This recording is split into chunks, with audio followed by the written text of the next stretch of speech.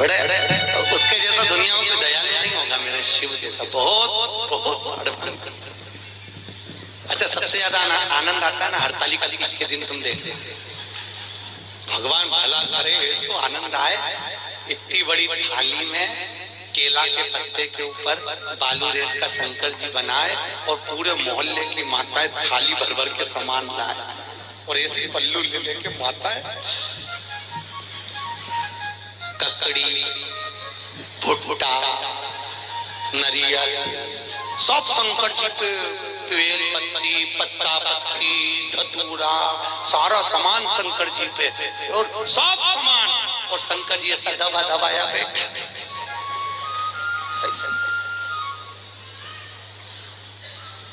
पार्वती जी बोली हटाऊं क्या? शंकर जी बोले धरे रहने, अब तो सुबह 4 बजे हटेगा। और ये पूरी रात भजन गाती फिरे, तांबा का हंडा तातो धरो पानी। शंकर जी बोले रहने, सुबह से लेकर शाम तक में 25 बार नहा दी।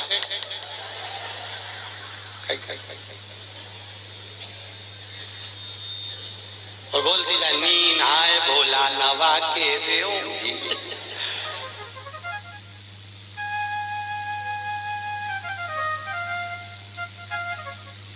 इससे ज्यादा आनंद आवे तो कावड़ यात्रा में तुम देखना, और ऐसी भीड़ और लोग कावड़ ले लेके और भगवान पे जो गंगा जल लेके जो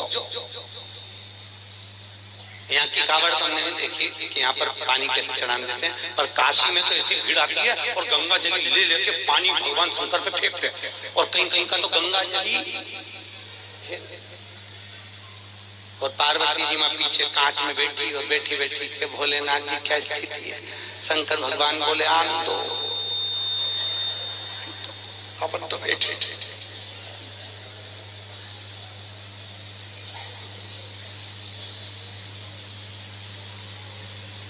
बहुत दूर से बहुत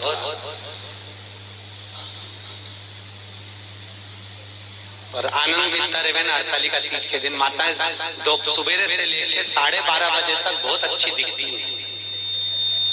सुबह से दोपहर के 12:30 बजे तक, 12:30 के बाद तो पलंग पे मिलती पट्टा बांध के।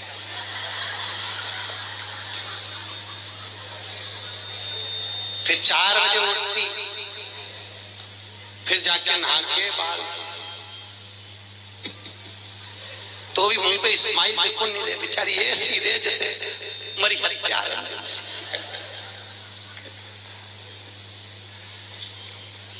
और फिर भी फोन लगा के पूछते थे चाची जी पंडित जी कितनी बजे आएगा, पंडित जी कितनी बजे आएगा।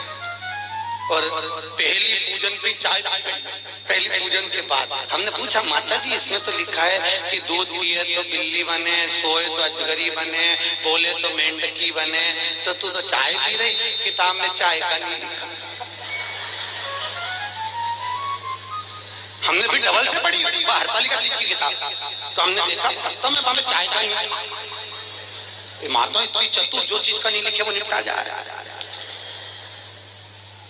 इसलिए किताब छापने वाले ने भी अच्छा करा, सब चीज लिख दी। सोए दूध पिए तो ऐसा, बेचारे को नहीं मालूम होगा कि चाय भी चलेगी, तो वो भी लिख देता है।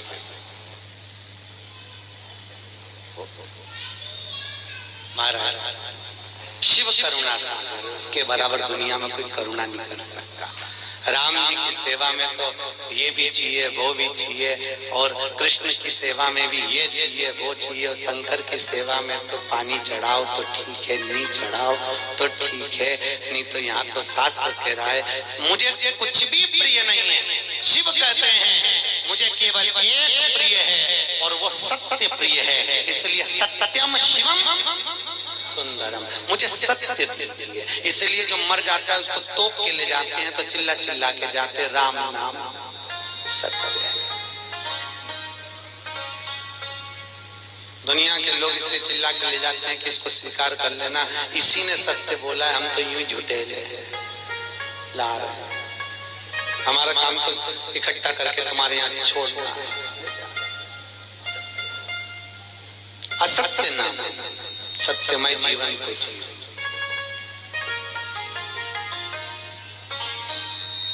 यहाँ पर इंदौर से माताएं कथा सुनने आ रही हैं। कल उनके मिस्टर से मैंने उनके बेटे से बात करी थी। आप क्या पेशा है, आपका सर्विस क्या है? कई इंदौर कोर्ट में हम वकील हैं। ठीक है, तो पर गुरुजी 4 महीने से कथा, हमने कोर्ट की नौकरी छोड़ दी, हमने वकालत छोड़ दी। हमने पूछा क्यों? शिव महापुराण की कथा में आप बोलते हो कि सत्यमय जीवन जियो और वकील बन जाते हैं, तो इतना झूठ बोलना पड़ता है, इतना झूठ बोलना पड़ता है, परिवार चलाना पड़ता है। आज भी वो माताएं आई हैं, आज भी वो भैया आया होगा कि नहीं आया होगा? आया, आज भी वो कथा में कहे गुरुजी मैं दूसरी नौकरी कर लूंगा, पर झूठ बोलने की नौकरी नहीं चाहिए मुझे, क्योंकि मुझे जाना उसके पास में है, तो मुंह भी उसको दिखाना पड़ेगा। और अगर मेरी जिंदगी, और आपसे भी निवेदन है, तुम झूठ बोल रहे हो अपने परिवार को पालने के लिए चलेगा, पर थोड़ा सा सत्यमय जीवन जी लो। हफ्ते भर में एक दिन ऐसा बनाना जिंदगी में कि आज मैं दिन भर झूठ नहीं बोलूंगा, चाहे मोबाइल हो चाहे परिवार हो, बिगड़े काम बिगड़ जाए पर झूठ नहीं बोलूंगा। अपने जीवन को आज मैं सत्यमय जीऊंगा। केवल सत्यनारायण की कथा कराने से, शंकर पे पानी चढ़ाने से शंकर नहीं मिलेगा भाई। थोड़ा जीवन को सत्य में जीना पड़ेगा। बहुत जीवन को तुमसे नहीं बनता, स्पष्ट कह दो मेरे से ये काम नहीं बनता, बनता तो करो सत्यमय जीवन जियो, झूठ नहीं, झूठ नहीं बोलना। मेरे को आता ही नहीं, जो आता वो आया, सामने आया, जो चीज है वो सामने। सत्यमय जीवन जियो, बहुत अच्छा लगेगा आपको, आपकी जिंदगी में आप सुंदरता प्राप्त करें। सत्यम शिवम सुंदरम, अगर सत्य बोलोगे तो शिव मिलेगा, और शिव मिल गया तो जीवन सुंदर हो जाएगा। क्यों जीना सत्यता में, क्यों जीना सत्य? असत्य के चक्कर में एक गांव के पंडित जी मर गए, बहुत विद्वान कथाकार, बड़े विद्वान प्रखर, और मर गए तो नरक में चले गए। अब गांव के 2-4 लोग और मर के नरक में गए, तो नरक में गए तो पंडित जी मिल गए। तो गांव के लोगों ने कहा पंडित जी तुम तो हमारे गांव के इतने विद्वान पंडित जी थे, तुम तो खूब पूजन पाठ करते थे, फिर नरक कैसे चले गए? पंडित जी बोले ये मैं खुद नरक नहीं आया, पत्नी के चक्कर में आया। तो पत्नी ने कहा नरक भेज दिया तुमको? वो रोज तैयार होके आके मुझसे पूछती थी मैं कैसी लग रही, तो मुझे रोज कहना पड़ता था तू बहुत जोरदार लग रही, भले वो बेकार दिखे पर कहना तो अच्छा। तो ये झूठ बोलने के चक्कर में तो माताओं से निवेदन है, आधे से ज्यादा पति तो तुम्हारे चक्कर में नरक जा रहे। जी जियो, तुम लोग पूछो ही मत करा करो कि मैं कैसी लग रही। और कहीं का पड़ गया एक आध माथा तो एक वो कहे ना, एक कहावत है ना, एक पति तैयार हो रहा था और पत्नी सज धज के, वो पति ऑफिस जा रहा जूता पहन के, और ये वहां आके खड़ी होगी, ए जी मैं कैसी लग रही, मैं कैसी लग रही? पति जूता बांध के जा रहा था ऑफिस, बेचारा बैग उठा के, फिर पूछा बोलो तो सही में कैसी लग रही? पति बोला ऐसी लग रही जैसे हरी घास में भैंस चल रही।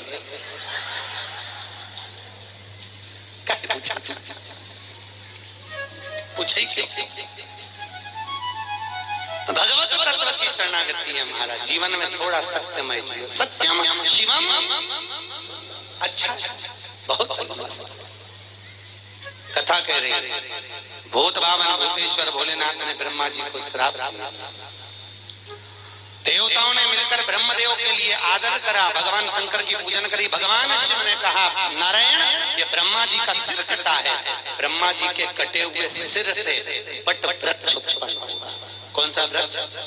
बट वृक्ष, बड़ का पेड़। और इस बट वृक्ष के नीचे कोई देवता की पूजन नहीं होगी, होगी तो केवल पितरों की पूजन होगी।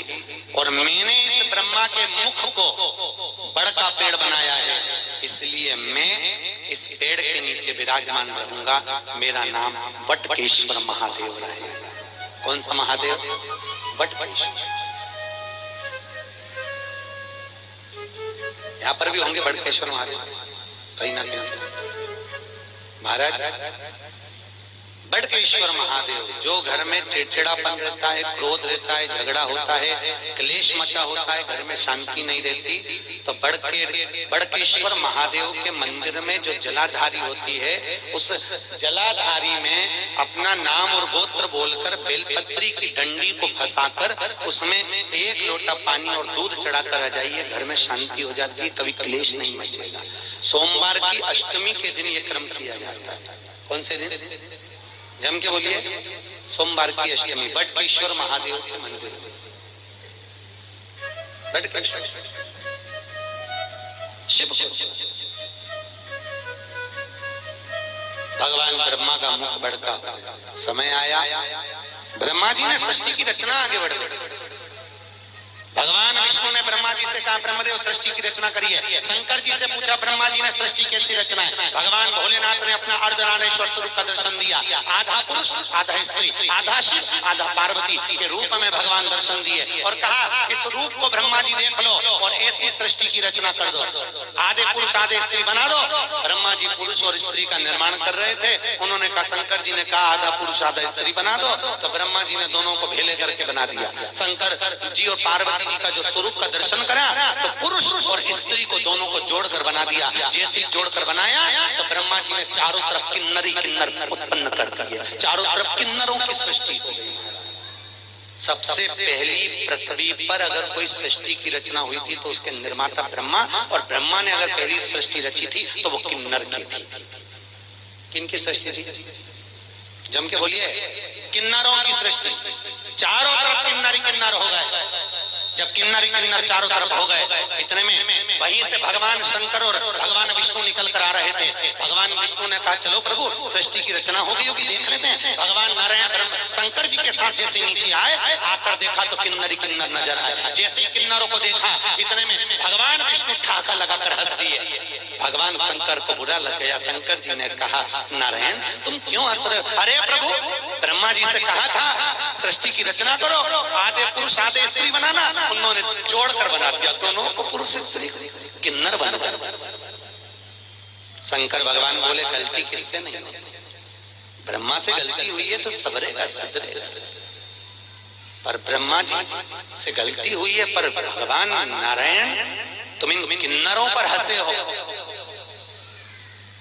तुम्हें भी पृथ्वी पर जाकर किन्नर बनना पड़ेगा। किसको? जम के बोलिए। भगवान नारायण, तुम्हें पृथ्वी पर जाकर किन्नर बनना पड़ेगा। भगवान विष्णु ने क्षमा मांगी, प्रभु क्षमा नहीं। शंकर जी बोले, आप हंसे हो इन किन्नरों पर, तो तुमको किन्नर तो बनना पड़ेगा। और याद करो वो चरित्र, जब भगवान विष्णु किन्नर बने थे। कथा सुनी होगी आपने महाभारत में, कि द्रौपदी को जब लेकर आए अर्जुन, और अर्जुन जब द्रौपदी को लेकर आए, तो माता कुंती ने भोजन बनाते बनाते कह दिया, 5 बांट दो। अर्जुन ने कहा, द्रौपदी मेरी माँ ने कहा है तुम्हें 5 पतियों की पत्नी बनना पड़ेगा। द्रौपदी ने कहा, बन जाऊंगी, पर शर्त एक एक पति के साथ में 1-1 साल रहूंगी, और मेरे पति के कमरे में अगर कोई दूसरा पति आ गया तो उसको 5 वर्ष के लिए बन जाना पड़ेगा। अगर आप मंजूर करते हो तो मैं 5 पतियों की पत्नी बनने को तैयार हो जाता। द्रौपदी ने 5 पतियों के साथ में फेरे लिए, रहने लगे।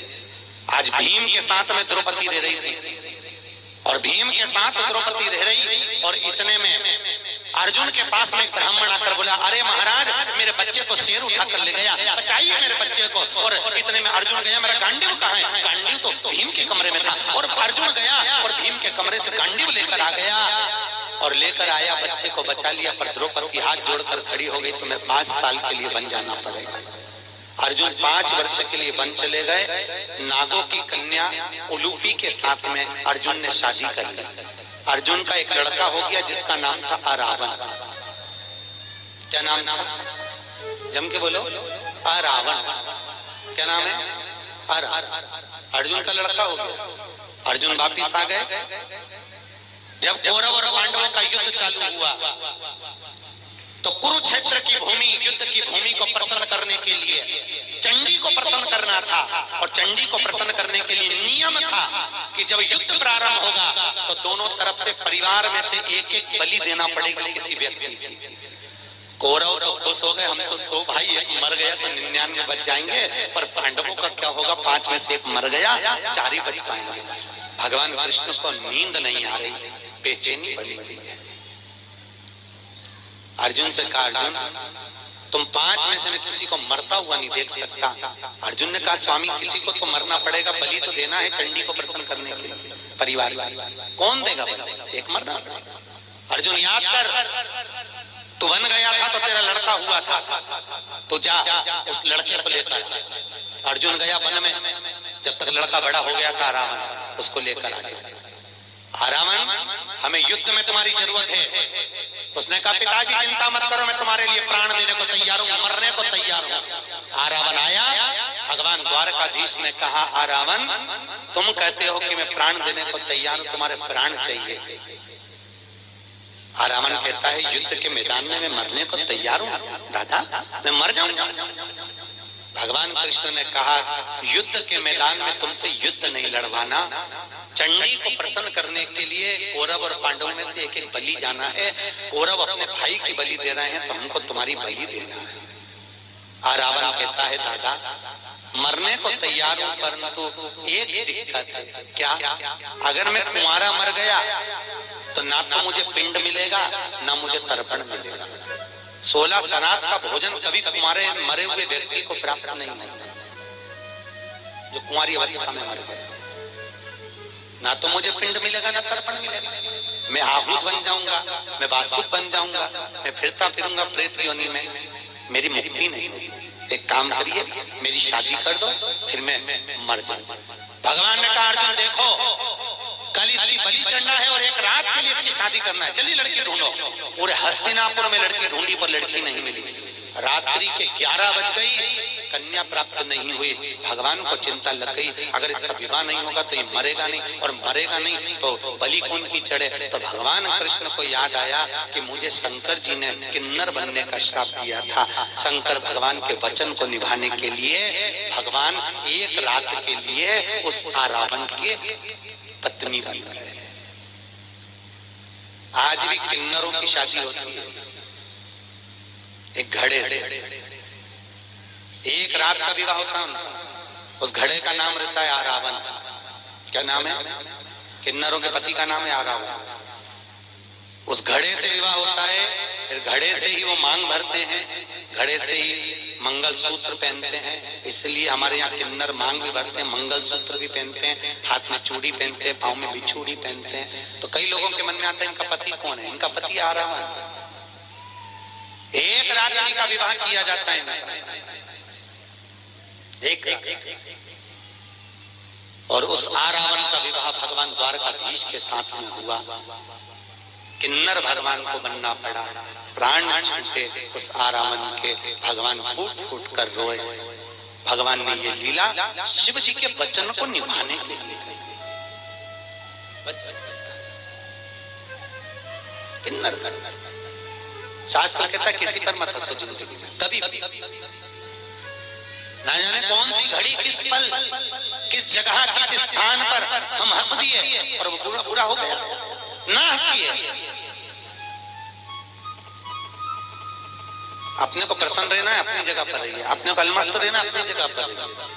पर किसी को देखकर, किसी को उंगली उठाकर, किसी की ओर निगाह कर हमारे चेहरे पर प्रसन्नता का भाव नहीं होना चाहिए। उसको ना जाने कब ठेस पहुंच जाए।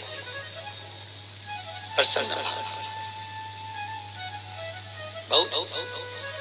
आज ब्रह्मा जी, तुमने सृष्टि की रचना ठीक नहीं करी, इसलिए आज भी हिंदू धर्म की रीति है, भगवान शंकर का अर्धनारीश्वर स्वरूप का फोटो मंदिर में लगा सकते हो, आश्रम में लगा सकते हो, और घर में अर्धनारीश्वर स्वरूप का फोटो नहीं लगाया जाता। शंकर के आधे शिव और पार्वती का स्वरूप। कौन सा स्वरूप? जम के बोलिए, अर्धनारीश्वर। घर में नहीं लगता, और फोटो अगर आपको लगेगा तो कहीं आश्रम में लग जाए, कहीं मंदिर में लग जाए, कहीं अन्य जगह पर लग जाए, और घर में अर्धनारीश्वर स्वरूप का फोटो नहीं लगाया जाए, फोटो नहीं लगा। अर्धनारीश्वर स्वरूप का दर्शन, सृष्टि की रचना का फिर निवेदन करा।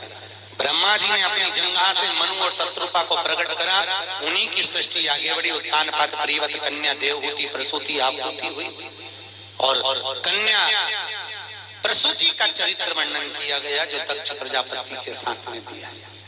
माता प्रसूति के गर्भ से कई बच्चों का जन्म हुआ, कई बच्चों ने जन्म लिया, पर जितने बच्चे लड़कों ने जन्म लिया उनको देवऋषि नारद ने सत्कर्म में लगा दिया, सबको भजन में लगाया, कीर्तन में लगाया, सबको सत्संग में लगाया। 60 कन्याओं का जन्म हो गया। कन्याओं के जन्म के बाद भी देखो, माता प्रसूति के गर्भ से जितने बच्चों ने जन्म लिया वो सब संस्कारित हुए, सब संस्कार। और फिर निवेदन है, जिस गांव में पानी की कमी होती है वहां की फसल बिगड़ जाती है, और जिस घर में संस्कारों की कमी होती है वहां की नस्ल बिगड़ जाती है। इसलिए नस्ल को सुधारने के लिए संस्कारों का होना जरूरी है। क्या दीजिए बच्चों को? अरे बोलो तो, संस्कार श्रेष्ठ। क्यों कहते हैं कि बच्चों को गीता पढ़ाओ? कहीं के लिए कहते हैं? किस लिए कहते हैं? गीता पढ़ाने पर प्रेशर क्यों दिया जाता है? पढ़ाओ बच्चों को गीता। क्यों? आज घर के बच्चे अगर गीता पढ़ लेंगे तो कल ये बच्चे बड़े होकर कोर्ट में गीता पर हाथ नहीं रखेंगे। अगर आज इन्होंने पढ़ ली है तो कल इनको अदालत पर गीता में हाथ नहीं रखना पड़ेगा। इनको पढ़ाई, इनको संस्कार दीजिए। बच्चों को कार मत दो, क्योंकि बच्चों को कार दोगे तो वो बेच कर खा जाएंगे। बच्चों को संस्कार दोगे तो कारों की भी लाइन लगा देंगे। अगर और कार जब शोभा देती है जब उनमें संस्कार हो महाराज। धन जब शोभा देता है जब आपके भीतर नम्रता हो साहब। मालूम पड़े पैसा बढ़ गया और अभिमान बढ़ गया, अहंकार बढ़ गया तो भगवान भी कहते हैं बढ़ने दो, बढ़ने दो। होता है, कई लोग कहते हैं महाराज हमारा पड़ोसी कभी अगरबत्ती नहीं लगा, हमारा पड़ोसी कभी मंदिर नहीं जा, और 4 चौगुना बढ़ते चले जाए। भगवान उसको खूब दे दिया, और हम तो रोज मंदिर जाएं, रोज अगरबत्ती लगाएं, रोज दिया बत्ती करें, रोज भगवान के मंदिर में पहुंचे तो भी हमको दुख मिल रहा, हमें तकलीफ। कहते कि नहीं कहते लोग? हम ही कष्ट में, हम ही परेशान। हम मंदिर जाते हैं, हम मंदिर जाएं तो भी हम परेशान, और हमारा पड़ोसन, हमारी देवरानी, हमारी जेठानी, हमारे रिश्तेदार कभी मंदिर नहीं जाते, तो बढ़ती करिए। तो ये चरित्र शिव महापुराण में लिखा है। एक बार भगवान विष्णु देवऋषि नारद के साथ पृथ्वी पर निकले। अच्छे से समझ लेना कि तुम्हें दुख क्यों मिल रहा है, और जिसको भगवान ने दिया तो उसको और क्यों दे दिया। अच्छे से समझ। विष्णु और लक्ष्मी, विष्णु और नारद निकले। निकलते समय नारद जी ने भगवान नारायण से कहा मुझे भूख लग रही है बहुत। भगवान ने कहा मुझे भी भूख लग रही है। सामने सेठ जी का घर है, चल वहां से कुछ खा लेते हैं। सेठ जी के यहाँ पहुंचे, ब्राह्मण का रूप रखा। सेठ जी भिक्षाम देहि, सेठ जी भिक्षाम देहि। सेठ जी पान चबाते चबाते बाहर निकल कर आए, क्या है? हमें भूख लग रही है महाराज, कुछ होए तो दे दीजिए। सेठ जी बोले तुम्हारा बाप रख के गया जो तुमको दे दो, फिर ही फोकट का है, चलो। सेठ जी ने धक्के मारकर निकाल दिया। नारद जी भगवान नारायण से बोले प्रभु बहुत घोर अपराध हुआ है, अपना अपमान हुआ है, श्राप दो इसको, देव श्राप। ये सेठ कंगाल होना चाहिए, भिखारी होना चाहिए, देव श्राप। भगवान नारायण ने पीछे मुड़कर देखा, दोनों हाथ उठाकर कहा जा 4 चौगनी लक्ष्मी और बढ़े, तू और करोड़पति बनता चले जा, और धनपति बने। देवऋषि नारद ने भगवान विष्णु को देखकर कहा उसने तुम्हारा अपमान करा, उसने तुम्हें अपशब्द कहा और तुम उसको क्या करो 4 चौगनी लक्ष्मी और बढ़े। वो पहले से तो सेठ है, और सेठ बन जाए। हाँ बनने दे, चल। नारद जी को बुरा लग गया और आगे गए। भगवान के भूख लग रही, क्या करें? सामने बुढ़िया का मकान था, झोपड़ा। आवाज लगाया, माँ भैया हमको भूख लगी है। माता जी ने आकर आसन बिछाया, बिछा कर कहा मैं तुम्हारे लिए पानी लाती हूँ। पानी लाई। क्या बात है, हमको भूख लग रही है। बूढ़ी अम्मा ने कहा महाराज जी हमारे यहाँ तो कुछ है नहीं, केवल एक गाय है, उसी गाय का दूध मैं लेती हूँ, उसी गाय का दूध बचा है, तुम दोनों ले लो। अभी लाती हूँ। गौ माता का दूध लाकर भगवान नारायण और नारद को दिया, दोनों ने पिया। पीकर चले। नारद जी ने कहा कितनी अच्छी माता है, कितनी सेवा करिए प्रभु, इसको आशीर्वाद दीजिए, खूब आगे बढ़े। बेचारी के यहाँ कुछ भी नहीं है, केवल एक गाय है, केवल एक गाय, आप आशीर्वाद दीजिए। भगवान ने पीछे पलट कर देखा, दोनों हाथ उठाकर भगवान विष्णु बोले जा तेरी गाय मर जा, जा तेरी गाय मर जा। अब पहले से दुखी थी और दुख। देवऋषि नारद को बुरा लगा।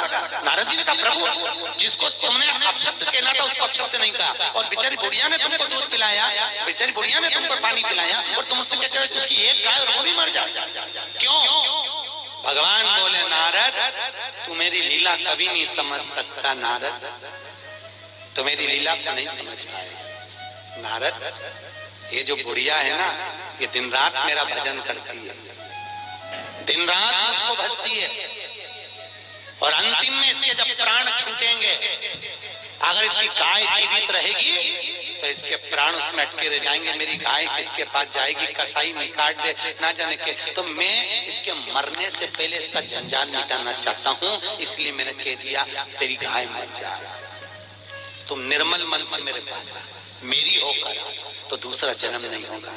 और सेठ जी को धन बढ़ने का इसलिए कहा अभी तेरे पास धन था और करोड़पति बन जा, तू पैसे को जोड़ जोड़ के जब मरेगा तो सांप बन के उसी घर में बैठा रहेगा, मेरे पास तक नहीं आएगा। और जोड़ और बढ़े और बाद में सब बने तो मेरे पास बढ़ेगा। इसको दिया। कई लोग हमको मकान दिखाने ले जाते महाराज, कई लोग जैन साहब कई लोग मकान दिखाने ले जाते हैं, और मकान दिखाने जब ले जाते हैं तो ये हमारे बड़े बेटे का रूम है, अच्छा ये छोटे का बेडरूम, अच्छा और ये मंजिले, अच्छा ये बेटे का, महाराज ये रूम हम अच्छा, और उसी रूम में हॉल में एक छिपकली चिपकी थी। कौन चिपकी थी? छिपकली। हमने छिपकली को देखा तो हमसे जजमान ने पूछा महाराज आप रूम नहीं देख रहे, छिपकली को देख रहे। हमने कहा जैसे तुम कह रहे हो ये मेरा है, उसी तरह छिपकली भी कह रही ये मेरा है।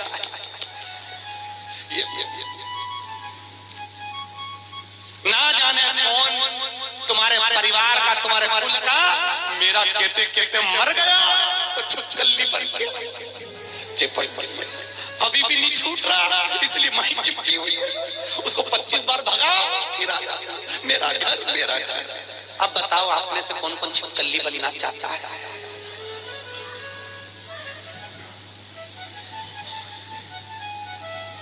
अरे बोलो तरी मोहनपुरा की जी हो। अच्छा कौन छिपकली? कभी मत कहो कि मेरा है। क्या लाए थे क्या? ले जाओगे मुट्ठी बांधे आए हाथ पसारे, जाओगे सब धरा रह जाएगा, एक से बढ़कर एक साड़ियां फाल पी को लगी की लगाई।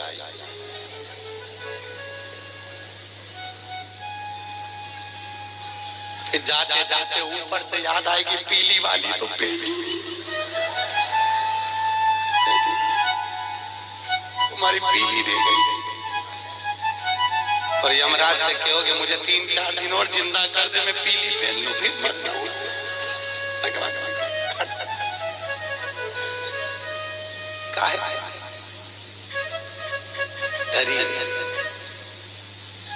पड़ी और जाएगा जब यहाँ से कुछ भी ना पास होगा, 2 गज कफन का टुकड़ा तेरा लिबास होगा, केवल 2 गज और कुछ नहीं। कितनी जगह ट्रेन में सफर करा है? अरे बोलो तो जम के। रिजर्वेशन कराया, सीट मिली थी, सोए थे, बस उतनी जगह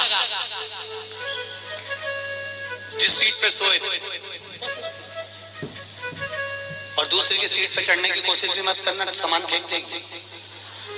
उतनी और उतनी सी जगह, और उसके बाद में भी जगत का झमेला। काकी ने ऐसा बोल दिया, चाची ऐसी बोल दी, बुआ जी ऐसी बोल दी, उन्होंने ऐसा बोल दिया, रोए रोए मरी जा रही। और कितना भी रो लो, आखिरी का फोटो में तो स्माइल देना ही पड़ेगा जो दीवार पे टंगेगा। और माला प्लास्टिक के फूल की ऐसी, और डॉक्टर स्माइल देती रहेगी। और वो फोटो के बाद में 16 शराब में नीचे उतरेगा, और नीचे उतर के फिर खीर और पूड़ी को ऐसे मल के चिपकाएंगे और अम्मा स्माइल देगी। और खीर पूड़ी चिपकी रहेगी पूरी साल। वो खीर पूड़ी इसलिए